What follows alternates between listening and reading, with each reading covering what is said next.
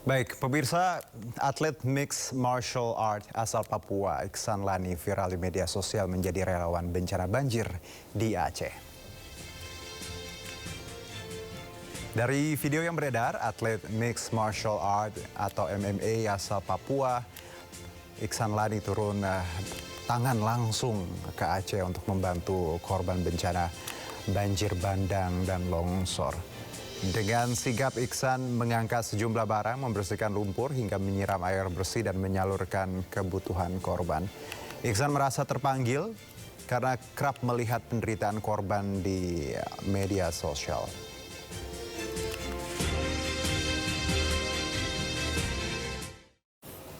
Nah, pemirsa, di arena ia bertarung demi nama dan prestasi. Di Aceh, ia hadir demi korban dan empati. Oktagon pun ditinggalkan, sabuk juara ditanggalkan, ia turun ke daerah bencana berjuang untuk kemanusiaan bersama. Langsung kita sapa atlet kebanggaan MMA One Pride.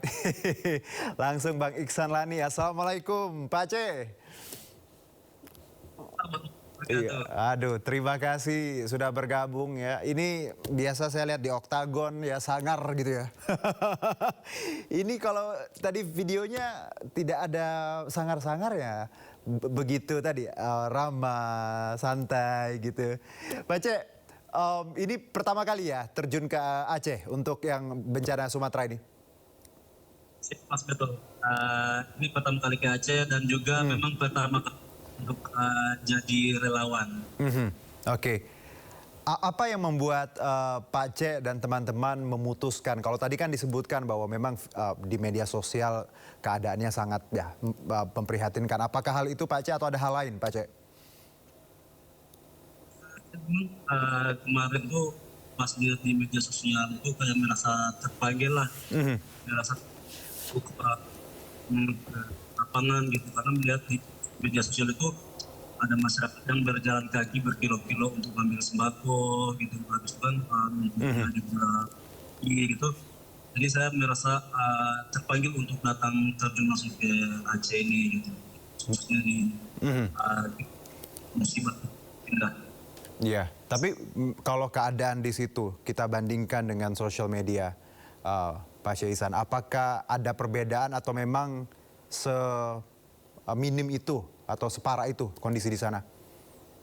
Sebetulnya kalau di lapangan memang lebih parah dari itu, karena yang tertayang di media sosial itu kan di jalanan yang seperti yang saya parkir, Mas. Karena kalau di sini kan memang kelihatan karena mereka ngambil gambarnya itu pada saat mobilnya jalan. Tapi kalau umpamanya kita masuk ke gang-gang, ke lorong-lorong, itu lebih parah lagi sebetulnya, Mas. Oke, jadi memang kalau Pak Cek sendiri ya melihat dengan mata kepala di sana, experience bahwa memang lebih parah lagi sebenarnya keadaan dan tidak membaik di hari ke-belasan sekarang. Sampai sekarang pun belum ada perkembangan yang signifikan. Memang ada dari pemerintah seperti TNI itu banyak yang mengirim ke sini, tapi mereka fokus untuk tanan umum seperti jalan-jalan besar sama kayak masjid-masjid. Jadi belum kesentuh ke masyarakatnya gitu, Mas. Karena memang masih banyak yang perlu Mas. Ya, Pak Iksan, ini kalau saya lihat kan lagi di dalam mobil ya, sedang dalam perjalanan. Boleh diceritakan mau kemana Pak Cek untuk sore ini? Ya, kami tadi berangkat dari posko itu 4 jam, mau 3 jam perjalanan kalau jalannya. Tadi mau ke salah satu desa di pedalaman, salah satu nama desanya Sukamakmur, tapi kita nggak bisa lanjut lagi karena aksesnya masih putus lagi, rusak. Jadi kita mau mutar balik dari sini nih. Saat ini kami di desa Sulung. Sulung Desa Mata. Oke.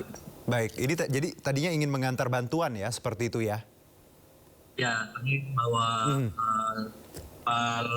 kelambu, ada beberapa. Dan juga teman-teman di belakang saya ini, mereka tim visio, jadi biasanya kami main anak gitu. Nah, cuma karena kami nggak bisa lanjut, akhirnya kita mau mutar balik dari sini. Oke, ini sudah hari keberapa di Aceh, Pak Cek? Kalau saya sendiri udah mau 2 minggu, insya Allah besok hari Minggu udah masuk ke 2 minggu. Oke, Tapi kalau akan berapa lama kira-kira di Aceh? rencana tanggal 8 mau pulang dulu. Mhm. Mau pulang dulu berarti akan balik lagi nanti? Insya Allah. Oke, Pak Aceh, 2 minggu lebih ini ya di Aceh. Apa yang Pak Aceh rasakan sebagai seorang manusia, warga negara Indonesia, plus juga mungkin embel-embel atlet MMA seperti itu. Apa yang membuat Anda merasa bahwa ada sesuatu yang sangat berbeda di sini pengalamannya? Yang pertama, saya memang agak senang ya karena bisa langsung membantu di lapangan gitu saudara-saudara yang membutuhkan gitu. Walaupun belum bisa saya membantu semuanya, tapi setidaknya saya bisa membantu sedikit lah yang bisa saya bantu gitu bang dengan tenaga yang saya punya. Terus yang kedua, saya bingung maksudnya ini lagi ke mana ya untuk penanganan di sini tuh sebetulnya sangat besar gitu nggak melihat di lapangan itu kapan ya ini untuk ini kan sampai kapan ini bisa menyelesaikannya gitu karena masyarakat yang rumahnya hilang rumahnya ada tapi tertutup sama rumputnya itu setinggi lutut ini bang di daerah kotanya itu aja bang belum lagi yang kita yang sekarang ini gitu.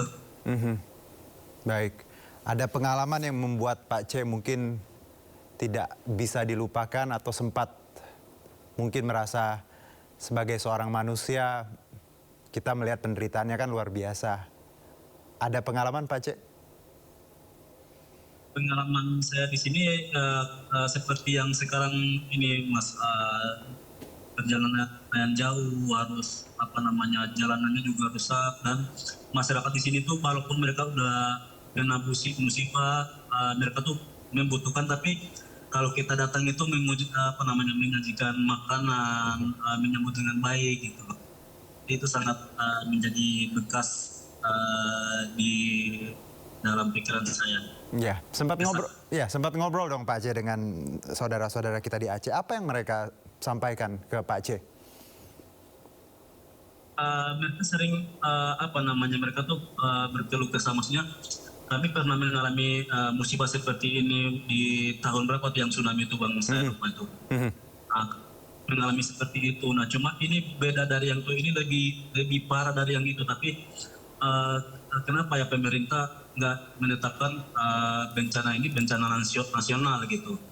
Kenapa sih lebih parah berkali-kali lipat dari itu? Sedangkan itu dibikin bencana nasional, sedangkan yang ini kenapa nggak dibikin bencana nasional juga? Gitu. Oke, itu yang mereka ucapkan ke Pak Aceh ya, bahwa mereka merasa bahwa banjir kali ini malah lebih dahsyat daripada tsunami, seperti itu? Ya, betul. Itu yang paling sering saya dengar setiap saya datang perkampungan. Oke, Pak Aceh, kalau kita juga lihat ya kegiatan Pak Aceh ini kan tadi bersih lumpur ini, terus juga tadi menghibur anak-anak Pak Aceh ya. Dalam banyak kegiatan ini Pak Aceh, apakah tadi Pak Aceh tiap hari agendanya berbeda untuk pembersihan lumpur atau tadi menghibur anak-anak atau ada pola dari teman-teman relawan tiap hari agendanya? Tapi memang ini mas ada dari kami itu dibagi ikut yang fisio sama ada yang antar air dan lain-lain juga. Nah, Pak Aceh, silakan.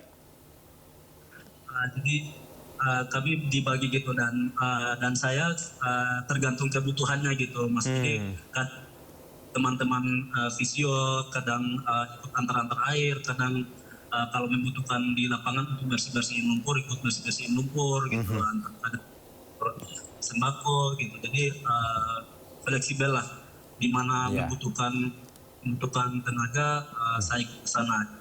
Oke, Pak Aceh satu nih sebelum kita tutup diskusi ya. Ini saya tahu medannya berat, Anda juga lagi di jalan plus tadi jembatannya putus jadi tidak bisa melanjutkan.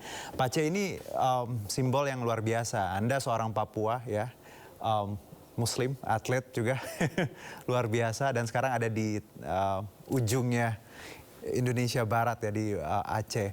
apa yang ingin Anda sampaikan untuk Presiden atau pihak-pihak yang berada di pusat? Silakan, Pak Aceh. Saya ingin banget menyampaikan bahwa pemerintah sebetulnya kalau mau menetapkan untuk bencana ini bencana nasional itu nggak sangat terlambat, masih sangat membutuhkan itu. Jadi saya berharap untuk pemerintah bisalah untuk bencana ini bencana nasional gitu, karena sampai sekarang nggak ada perubahan untuk signifikan dari bencana yang terjadi gitu. Ya, baik Pak Aceh, terima kasih. Untuk teman-teman yang di belakang juga salam ya Pak Aceh. Terima kasih banyak, semangat terus. Boleh dong in frame sedikit. Semuanya sehat-sehat ya. Insya Allah nanti balasannya lebih besar lagi dari Allah ya buat kita semua ya. Sehat-sehat teman-teman. Wassalamualaikum ya. Semangat terus untuk Aceh ya dan Sumatera. Terima kasih.